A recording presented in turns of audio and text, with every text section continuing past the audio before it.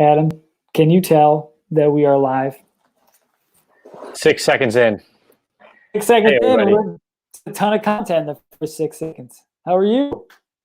Doing great. Thanks, Paul. How's your day going? TGIF. Day is wonderful. Made it through another Friday. I don't know if we have really any news from the state on when this is ending, but I'm optimistic. We're getting there. I saw there was a release by the health folks, but I didn't read it yet. So Okay. there's news, but I don't know what it is. Well, that sounds good, Adam. And Paul, in related news, it's Friday. What does that mean? It means it's time to learn a little. We are in maybe edition 4 of the QuarenTEN. Does that sound right? I think so. Yep. That And seems the crowd hard to count. is going wild. And look at the size. I mean, it's really exponential. Look, there Week are by week, exponential. there's coming up on double digits of eyeballs on this goofy exercise. Adam, what are we going to talk about today in QuarenTEN? Well, we thought with some shakeups in employees and employment and employers, all this fun stuff, maybe some non-compete talk would be helpful. We get calls about that a lot, and there's some mystery and misunderstanding folks have about it. Sounds good to me. Yeah, it's not a happy topic, but we think it'll help provide some insight for folks that are currently in a non-compete, non-competition agreement for their employer, and kind of how you can plan on maintaining that kind of enforceable agreement and kind of some strategies on if you want to try to escape one of those. So, Adam, can you give me... Let's start with the top. Are they enforceable in the great state of Ohio? Adam, got some bad news for you. Yes, they are. Good news if you're an employer, Paul. So yeah, that's right. So this is going to be an unbiased view of non-competition agreements from both the employer and the employee point of view. So we've heard, and I also was part of this group, 10 years ago, when I was just becoming a lawyer, that these things aren't enforceable and they're not worth the paper they're written on. Well, that's not true. I think that's wishful thinking, but they are enforceable, and they often are. And if you're an employee that has agreed to one, you unfortunately have to stick to it only under a few circumstances. And Adam and I will talk about those later. So long story short, if you're part of a non-compete, you should just plan on that being enforceable if you decide to leave. There's some strategies on that we can talk a little bit about on how to kind of ensure you're not breaking that, or if you are breaking that, not telling everyone about you're breaking that, and some ideas on how to deal with it. But long story short, they're very enforceable. So yeah, so if you're changing jobs or you're thinking of leaving a job and you have one of those, so if you're leaving a job, you got to know what that restriction is on you. If you're starting a new job and presented with one, get some advice and be sure you know what you're signing with that non-compete, non-solicitation agreement. But in Ohio, they're enforceable. There are states where there are more restrictions. I think the common one people think of are California. But as far as Ohio goes, that's for our viewers in California. For all our viewers in Ohio, they are enforceable, and employers use them, and employees have to abide by them. There are certain limitations on them in Ohio, though. Do you want to talk about that, Paul? So some limitations, and these limitations are through common law, which means they're court ordered. There's no limitation on like a statute that says this is how far they can be enforceable, or these are the types of industries that are enforceable. It's only limited in scope if you end up in a court and arguing that it's too broad, and having a court decide on your side of that. So one area that a employer has to consider is how broad of basically land, how much space is this non-compete enforceable on. A lot of times it's anywhere between 50 and 100 yards, depending on the industry you're in. 50 and 100 yards? 50 and 100 yards. Just the parking lot. Just the parking lot's edge. Not even a football field, folks. Just the parking lot. That's all you get. Yeah, like 50 or 100 miles. And there's ways to measure that. It's like how the crow flies is one measurement, or by roads is the other measurement. So the distance is an important piece to how broad your non-compete agreement is. What other areas are there, Adam? So there's reasonableness. So the reasonableness of the restriction that the non-compete places on the employee is really what courts are going to look at if you ever get to that point. So distance is one. The type of restriction in terms of who a competitor is another consideration on the reasonableness. You can't just say you're not allowed to go out there and get a job anywhere, obviously. So then it just comes down to how narrowly or broadly they define what a competitor is, and whether or not that actually reasonably is helpful for the employer. Because the point of these is to protect an employer from that side. So you can't go to a court and say, yeah, I got to enforce this non-compete so this employee stays. No, it doesn't protect me or help my business for the broadness, but I want to enforce it anyway. So it's really about how much protection it affords the employer, and whether or not that's reasonable, and doesn't harm the public, because being too broad harm public in terms of like general applications on employees. You don't want these super broad non-competes that interrupt, employees' ability to make a living, free markets and that sort of stuff. So distance is one issue. Then the other issue is how broad they define a competitor and who you're not allowed to work for. Right. And, and like I mentioned a little bit earlier, the ultimate kind of arbiter on whether it's overly broad, unfortunately, requires that you go to court. So, 9 times out of 10, it ends up in court, but it's because it's an employer trying to enforce the non-compete. So if you sell tires and you have a non-compete and you move down the street and you try to sell tires for somebody else, your prior employer may sue you for injunctive relief, which means it's a court that orders you to not do something. And they would say, hey, you got to stop this employer and this employee from doing what this employee agreed to not do when he used to work for me. So like I said, unfortunately, that doesn't get decided until you get to court. So no one wants to be part of that.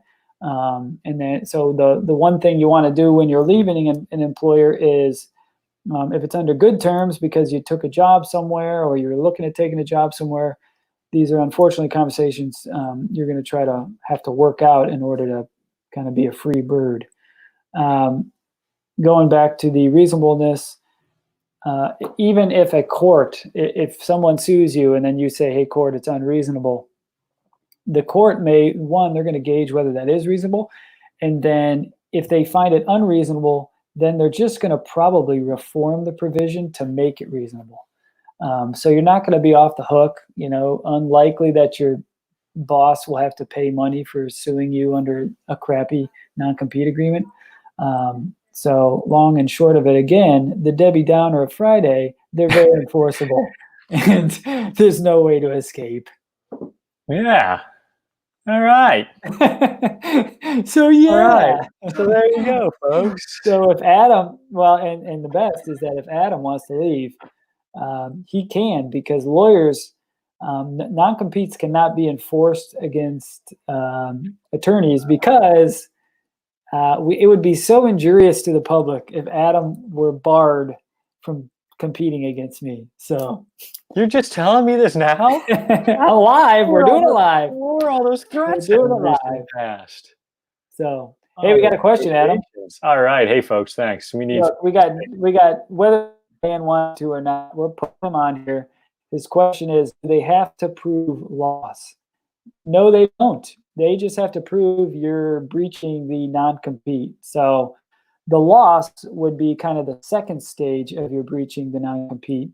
Let's say that same guy who was selling tires sells a bunch of tires and ends up stealing some sales from the first company. That would be the damage, if in fact that were to take place. So the first stage they get to force you not to work is enforceable whether or not you've done anything for that employer or not. So more Debbie Downer news there. And one other element that we haven't mentioned so far, this reminded me of, is just also the idea that when you sign one with a previous employer, a new employer is probably going to ask you if you've done that, and it does sometimes get in the way of that opportunity where they don't, because they're going to be dragged in to the situation if your previous employer is saying that person can't work for you, then your new employer is gonna not be thrilled. So that's one other element, if you have one out there, that raises some concerns as to is that the new employers by nature are going to be dragged into something. Good call. Good question, Dan. Appreciate that. Thanks, Dan. Yeah, hopefully it didn't ruin your Friday. Whichever moment. Look, and another one, and a follow-up. And the fact that it doesn't require an actual skill won't matter. All tire specs would be public and there'd be no trade. Nope, doesn't matter. Non-competes, although some states have outlawed them, are very employer-friendly. So, one other part of a non-compete is you're obviously not allowed to solicit. It's a lot of non-competes have non-solicitation provisions, which says, hey, tire salesman, you're not allowed to be these mechanics either, and say that you can sell them tires for this new company. So whether things are public knowledge or not, whether there's any actual skills, the reason employers get this protection is because arguably they've provided you a chance to improve your skills and all these other things on their dime. So the state of Ohio finds that should allow them a chance to preclude you from working for a competitor, essentially bankrolling you to, learn a skill and then take it somewhere else and get paid more. So it's up for debate often that they're wildly unfair and shouldn't be enforceable. But for now, that has not changed, and it doesn't appear that it's probably going to. So. Yeah, and like Paul said, the protection for employers is that they've arguably trained you, invested a lot of resources into you as an employee, and now you're taking the new and improved you years down the road, and you're now working for a competitor and building their business up. And so that's the look at this guy, Craig. Is it Craig? He should have gone live. I don't know why he's not live, but we'll answer his question anyway. We don't get to see this guy anymore. Good question, though, here, Greg. Adam, why don't you...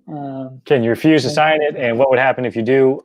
You certainly can, and then that becomes a issue between you and your current employer. So that's a negotiation. But if your employer's telling you that they would like for you to do it as a continued requirement of your continued employment, that's the cost-benefit analysis you're going to be engaging in.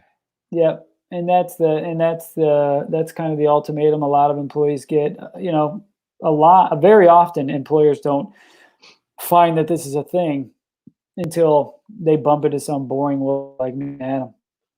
And then the lawyer's like, hey, how do your non-competes look? Let me look at them. And they're like, what's that? Is that a thing? And then it gets explained to the employer, and the employer's like, wow, I should do that because what a great mechanism of leverage over these employees I have. So that happens a lot. It's a bad employer's, I think, short-term thinking on giving that ultimatum to an employee and having people sign or else. And as Adam said, it's up to you on what you want to do. If you don't sign it, you should expect the outcome to probably not be ideal. So if you refuse to sign, they can terminate you, and that's not against the law. If you're at will, if you're an at-will employee, as it is, you can refuse, and they can tell you to pack up your stuff. No fun. Now, if you're a term employee, like you sign some sort of contractual agreement with your employer, they do have to give you other consideration outside of just sign it or be fired. So if they say, hey, sign this non-compete or else, and you're a term employee, they can't fire you just for that. But if they say, here's this and something else, some other piece of consideration, then they could do that. But that gets more complicated, so don't hold me to anything. Good question, Greg. Thanks, Greg. I'm trying to think, good way. Is there any, I was thinking of something else I could add. Of late, we've gotten some of these calls, and trying to think of a particular situation that might be helpful. Oh, look, we have a guy here. A live question. Do you have a question, sir? Okay. He should be waiting in the waiting room. Doesn't he know this is a serious law? Have the assistant reach out. Oh, come here. It's important. What he was looking for, folks, was a flashlight. Ooh. Which, if you aren't a lucky recipient, boom. So yeah, I think we should probably send some of those to these lucky viewers who have stuck around, the 4 or 5 eyeballs that have stuck around since we started this thing. Yeah. That is a nice looking pen. I'm watching on this other Facebook Live over here. So Adam, is there anything else that pops out at you? No, not unless we have other questions. I mean, we've blown through that QuarenTEN to another, what do we got here? Quaren 17-ish? Yeah, we're at 1541 here. So 1541 live. This is probably our shortest one since, and I think that's probably okay. I don't think that Facebook gods would be that concerned about it. I'll stand by if any other questions come in. Otherwise, I think that's good. Everybody stay safe. And, yes. If you think of something later, you know how to reach us. That's right. So with that, hope everybody has a great weekend. Appreciate your time, and hope you learned a little. Thanks a lot, folks. Take care.